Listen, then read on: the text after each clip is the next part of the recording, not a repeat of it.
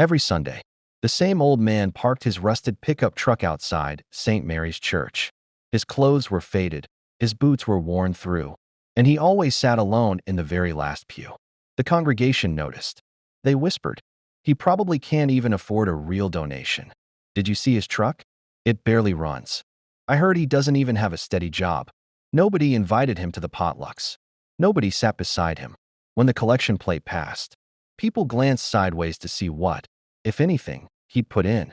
His name was Earl. Nobody bothered to learn that until much later. One winter, the church roof started leaking badly. Water dripped straight onto the altar during service. The pastor announced they needed $12,000 for repairs and braced for a slow, painful fundraiser. The next morning, an envelope was found tucked into the donation box. Inside was a check for the full amount, $12,000, signed simply, Earl. The pastor was stunned.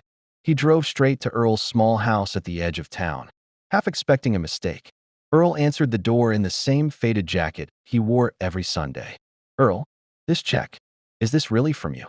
Earl nodded. "I sold scrap metal for 30 years. Saved almost everything.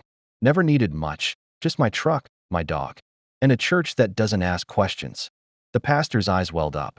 "Why didn't you ever say anything? People talk about you." Earl gave a small, tired smile. "I know what they say. I've heard it for years. But the way I see it, God didn't ask me to look rich. He asked me to be useful." He paused, looking back at his old truck in the driveway. "Funny thing about people. They judge what your truck looks like. They never ask what's in the tank." The following Sunday, Earl walked into church the same way he always did. Same boots, same faded jacket. But this time, the pews around him filled up fast. People who'd never said a word to him suddenly wanted to sit beside him.